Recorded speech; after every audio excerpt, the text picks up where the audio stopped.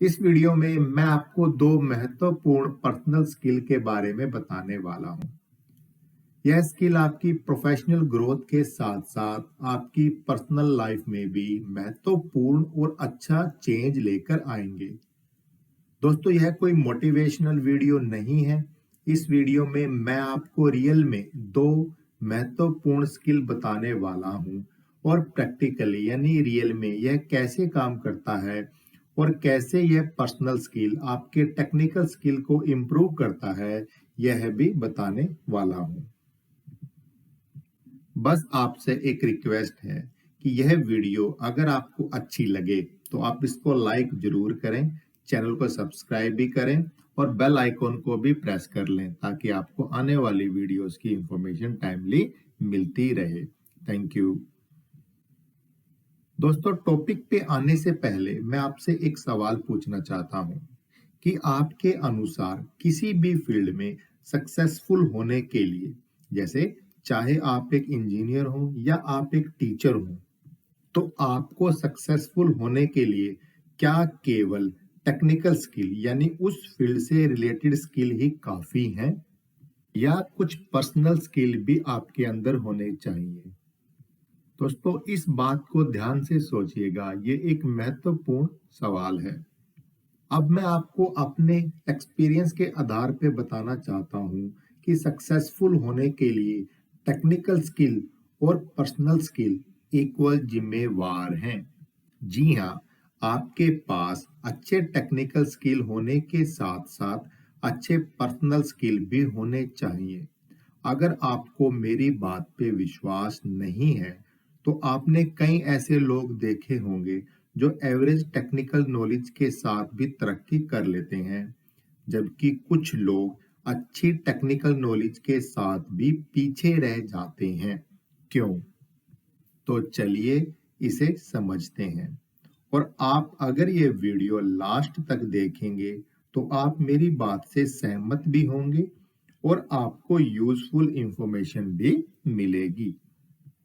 तो पहला personal skill जो मैं आपको बताना चाहता हूं वो है दूसरों की बातों को अच्छी तरह से सुनने व समझने की क्षमता। आइए मैं इसको प्रैक्टिकल वे से आपको बताता हूं। मान लीजिए आपने इस वीडियो के कमेंट बॉक्स में कुछ कमेंट किया और मैंने तुरंत उसका रिप्लाई किया। या मान लो आपको बैंक में कोई काम है, आप बैंक मैनेजर के पास गए और उसने आपको बिठाया, आपकी बात को ध्यान से सुना और आप जो उसे समझाना चाहते थे उसे समझा। तो ध्यान से देखिए उस समय आपको अंदर से कैसा लगता है। आप रिलैक्स होने लगते हैं, आपको अच्छा लगने लगता है। तो बात बहुत सिंपल है दोस्तों, लेकिन महत्वपूर्ण है कि किसी की भी बात को ध्यान से सुनना व समझना एक जादू है जो सुनने वाले के प्रति बोलने वाले के मन में रिस्पेक्ट पैदा कर देता है।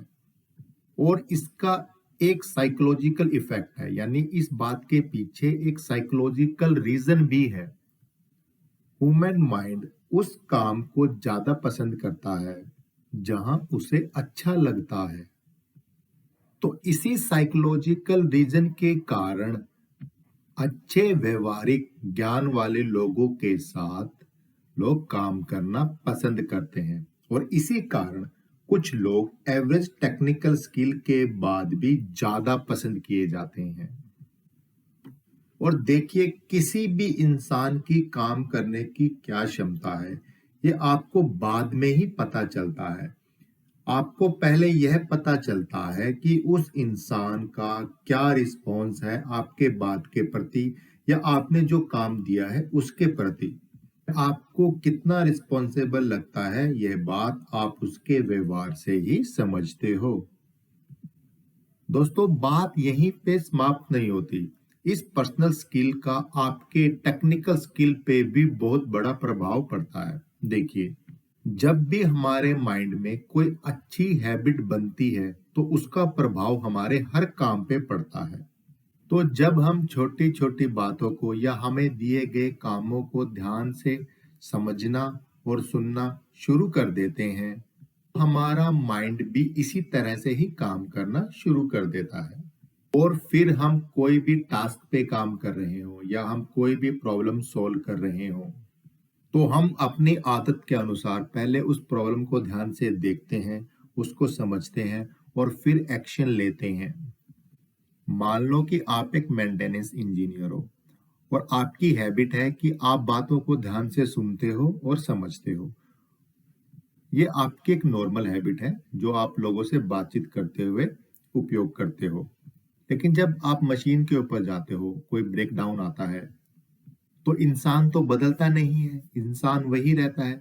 तो जिस तरह हम और बातों के साथ डील करते हैं, उसी तरह ही हम मशीन के साथ भी डील करते हैं। हम सबसे पहले उस प्रॉब्लम को देखते हैं, उसको समझने की कोशिश करते हैं और फिर बाद में एक्शन लेते हैं।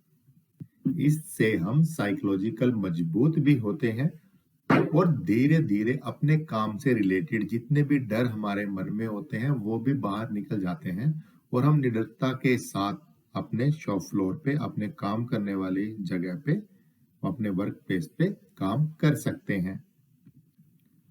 दोस्तों, दूसरा पर्सनल स्किल है मुझे क्या चाहिए, यानी क्लैरिटी।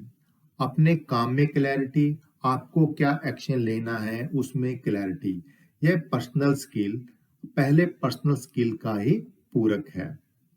आप इसे इस उदाहरण के साथ समझिए।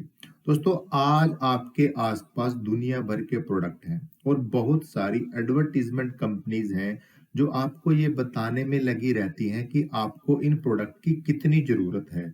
पर रियल में आपको क्या जरूरत है, क्या नहीं, यह समझने की क्षमता आपको बनानी चाहिए। जो आपको चाहिए वो आपको करना है, चाहे कितना मुश्किल हो, और जो आपको नहीं चाहिए वह नहीं करना, चाहे कितना भी आसान क्यों ना हो। दोस्तों, फाइनली मैं आपसे कहना चाहता हूं कि शब्द बहुत साधारण है, सिंपल है। हो सकता है कि आपको ये स्किल नॉर्मल लगे, लेकिन आप अगर इन्हें अपना लें तो ये आपके जीवन में अच्छा परिवर्तन लेके आ सकते हैं। इन आदतों से आपकी धीरे धीरे प्रॉब्लम को, अपने टास्क को, अपनी जरूरतों को और सामने वाले इंसान को समझने की क्षमता बढ़ने लगती है और आपकी डिसीजन मेकिंग इंप्रूव होने लगती है। आपके सोशल एरिया में और आपके वर्क प्लेस में आपकी रिस्पेक्ट भी बढ़ने लगती है। दोस्तों, थैंक यू। अगर ये वीडियो आपको अच्छी लगे तो आप इसको लाइक जरूर करें, शेयर जरूर करें। थैंक यू दोस्तों।